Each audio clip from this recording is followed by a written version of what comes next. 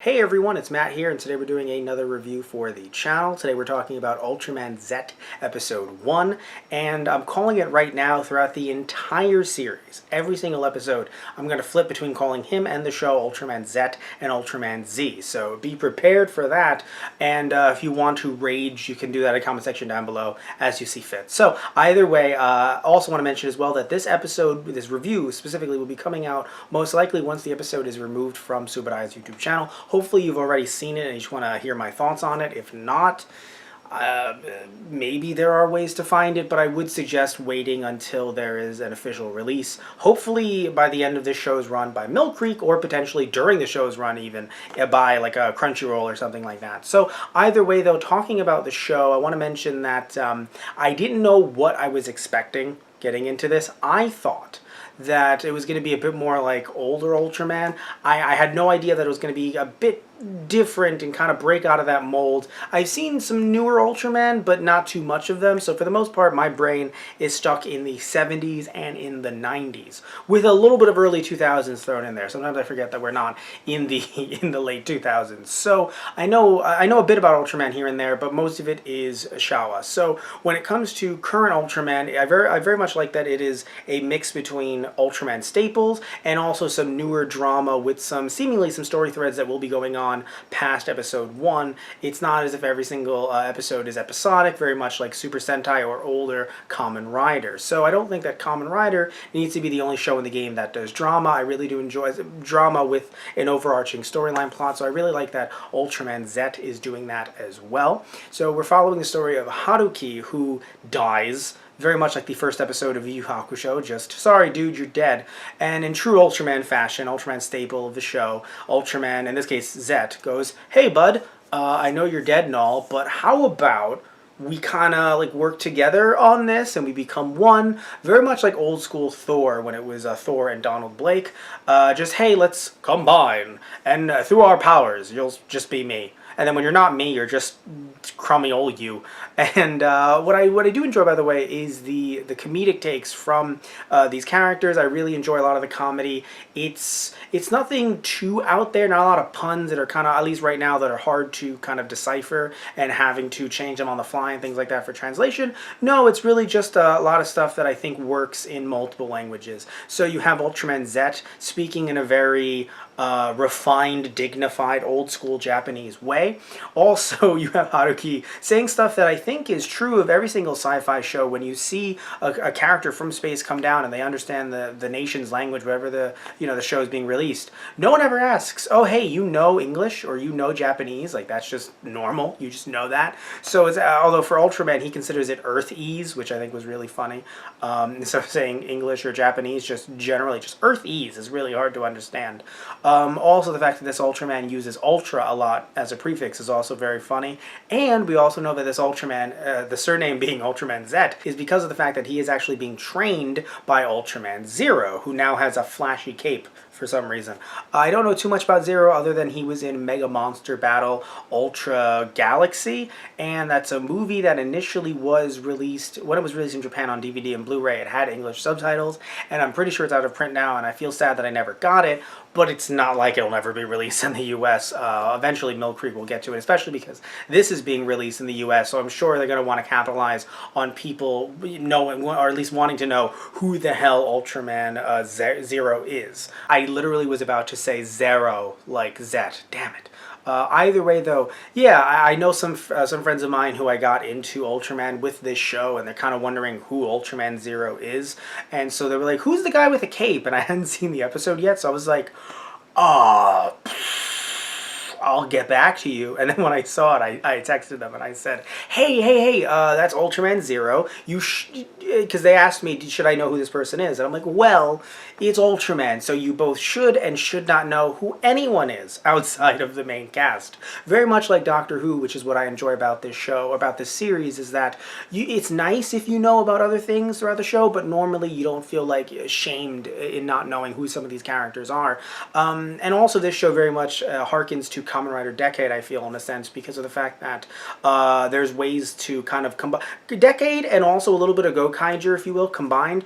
No AU characters, thankfully, right now. It seems like everyone is within the same canon, but there are ways to kind of combine characters and kind of have them form different either powers with the suits and everything like that. So in this first episode, using the oh, I can't remember the name. By the way, I'm going to be really bad with both character names and with names of the devices. Speaking of those devices, I really kind of chuckled a little bit that Subudaya kept in the commercials for them during the airing on the YouTube channel. So it's, even though they were unsubbed, it's basically saying, buy, consume our merchandise. Listen, we're not saying that you watching this around the world should consume the merchandise. We're just saying that this is here, and if you end up buying it somehow, I don't know. But either way, though, Haruki combined the powers of Ultraman Leo, Ultraman Zero, and also Ultra 7, or just 7, but still combining their powers to form his form. And what I really enjoyed about this show as well, of course I always enjoy this from Ultraman, but seeing it here with some of the more drama aspects thrown in as well, the huge set pieces, really trying to combine CGI and real life model work in ways that I think do still work. And I feel like when looking at US productions have kind of moved away from in ways that sometimes, not all the time to be fair, because sometimes there's CG that you don't even know is in a scene. You think it's practical, you think it's just snowing normally. I'm talking about US productions here. You think it's just snowing normally, but really it's CG. So don't get me wrong, it's not, I'm not going to sit here and be like, all CG is bad. But sometimes when I'm watching other shows in Tokusatsu genre, sometimes they go a bit too heavy with CG in ways that, yes, it would be much harder, if not impossible, to do with models, but it still feels very much like just too heavy, very much like I'm watching a video game cutscene instead of watching a Tokusatsu. Which, not saying that Tokusatsu can't be special effects, but when I think of Tokusatsu, I think of, 90s model work. That's when I grew up watching Tokusatsu. So I'm very happy that there was a beautiful blend here where it felt like it really was hard to tell what was and wasn't real. I should also mention Savenger, the cute little robot. Oh my god. This adorable little guy. The amount of fan art that's been released of him, because he just looks so sad all the time. Oh man. So I want to see how that robot is incorporated in later episodes. If it's going to be like the Forze thing where because of budgetary concerns they kind of just phase the robot out. Or if, I mean, it's part of the opening, but so was that robot in Forze. And then just no one talked about it after like episode 10. They were like, the CG is pretty expensive. Let's just leave that alone. Obviously, it's a practical suit, so it's a much different, of course. But still, I wonder if trying to composite it and put in different shots, you're gonna be like, oh, let's just leave it out once we get to the later half. So I'm curious to see what's gonna happen there. Also, we do have another character as well. We have two characters. One that went to the bathroom, which I wonder if he somehow knows about Ultraman Zero, Ultraman Z, and other Ultraman as well. It seems very interesting that none of the characters knew about Ultraman, which is weird because usually, even if they've never met one, from some of the Ultraman shows that I've seen, granted maybe some of them were anniversaries and I've since forgotten. I don't remember if Mebius was an anniversary or not, it might have been. But I know that every now and again, other than Ultraman Tiga, which was trying to start its own universe with Tiga and Dyna, and I think Cosmos is in that same universe as well, but for the most part, people know what an Ultraman is from what I remember. Like, oh yeah, that's Ultraman. Not so much that that's our Ultraman, but I feel like people throughout the years have heard of them, especially at this point with so many of them. So I don't know if they were trying to kind of have this be a good starting point for people wanting to start the show. So they were like, let's not hit them with too much craziness about the lore, other than the fact that Ultraman exists, and here are some other Ultraman, and here are their little tiny things you could put into the device and then pull the trigger, and then the whole explanation, which normally I'm sure some people would go, oh, they're trying to sell toys. But if you're doing it in such a fun way like that, where it's like, say it with spirit, Ultraman Z, and then all of a sudden it's like, you gotta pull the thing. You gotta pull the thing. That to me was really funny, and I really think it, you know, again, it sold their chemistry overall. Hopefully there's more scenes like that with them talking. Usually that's not the case with Ultraman, but I really hope that this Ultraman is a lot more vocal, especially because he had his own personality, so I hope it's not just like other Ultraman shows in the past. He ends up just being confined to, the ones that I've seen anyway in the past, he ends up being confined to this one, you know, human body, and then once it's time to fight, it's like, well, I can't use my words, I have to fight. So hopefully we have some cameos from Zero in the future as well. And what would be very interesting, something interesting to note is, I mentioned before that, again, maybe there's a character that's working with them that knows about Ultraman, but also there's a character who's been possessed by a kaiju, by a monster, so that would be very interesting to see what happens there as well. And also, oh man, just the work initially, just starting this episode up and seeing it, having it have such a huge Godzilla vibe. And I know Eiji Tsuburaya helped create Godzilla, but still, it's just having such a huge Godzilla vibe that I feel like I haven't felt watching other Ultraman. And I know I should, I'm sure, but I don't know, just feeling like a very newer style of Godzilla, where you see the people running and then Godzilla, you know, Godzilla goes over them. In this case, of course, the giant monster goes over them, and just this feeling of scale, this feeling of weight. It was so beautifully done, so beautifully shot.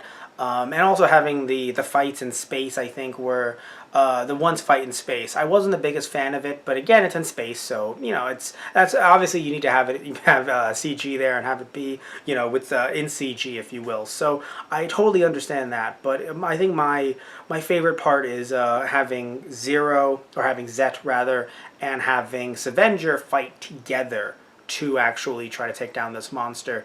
And also, again, just the line of, "I think you're dead. Don't worry, I'm also pretty screwed myself. So how about we combine our powers and we get this thing done." So overall, I enjoyed it. You know, I want to see, sometimes I know some people get caught up with the toyetic aspects of certain newer tokusatsu and think that it's a bit too much, but I think that in this case, it would be, well, first of all, Ultraman in general has always been trying to sell you these little tiny monsters. I mean, they were basically the original Pokemon. Let's just keep it real here as I wear this Pokemon shirt. Let's just be frank here. They were always selling vinyl of all of these little tiny creatures, well, not tiny, these rather large creatures as tiny creatures. That's always been the case, but I'm sure some people looked at the, I want to call it the Actorizer, but it's not that. Is it the Actorizer? It sounds like, no, it sounds like a Kamen Rider thing. Oh, well, I can't, again, I'm really bad with names. I'll get it by episode 2, but with this Henshin, with the transformation device, yeah, I understand how some people might have some concerns and whatnot, but I feel like with all the powers that are combined, at least as an on-screen product, I'm very interested in seeing how those characters might come around, if they're going to talk to Ultraman Zet or Ultraman Zero, if they're going to try to lend their wisdom somehow, or if they're just going to remain as little tiny medallions. Still, I am interested. I'm very happy that it seems like, again, it's paying homage to earlier Ultraman, like Ultraman usually does, but not doing it in a way that's bogging everything down too much for people who want to just jump into this and watch this for the first time, like some friends of mine who I mentioned before who I got into this. So overall, I really enjoy this episode. Like I said before, I enjoyed the comedy, I enjoy the dynamic between some of the members of this military group. I should also mention as well that every single one that, at least that I've seen for the most part, every single Ultraman is going to have this weird, are they military, are they not military, who is funding them? They seem to be funded by the military, I guess, organization that tries to stop these monsters, but usually fails. Sometimes there's giant robots, but usually it's mostly just tanks. Just, we've thrown everything we can at it. You've literally done nothing at all. Well, look, okay, we have the ships. We're shooting the lasers. What else do you want us to do? In this case, they're really up the ante here with build a giant robot, I guess. And again, it looks gorgeous. Just like, all the sets and everything. I loved it so much. And hopefully, if you watched it, you did as well. And if you did, tell me your thoughts down below. Are you interested in Ultraman Z? Do you want to see more of it? Did you not like it? It's okay if you didn't like it. That's cool. Tell me down below. And what are your thoughts on some of these characters and how the show is going to progress in the future? I have a lot of high hopes for this show, which scares me because usually when I have high hopes for something, it doesn't meet my expectations. So I try to keep my expectations low. So yeah, so either way, if you like the video, please remember to like and subscribe, and tune in next time for another review. Or some Toku Station news. I don't know what's coming up first, depending on when I film this, I don't know. And when it gets released, I don't know. What I do know is, see you next time. Love you all. Take care. See ya.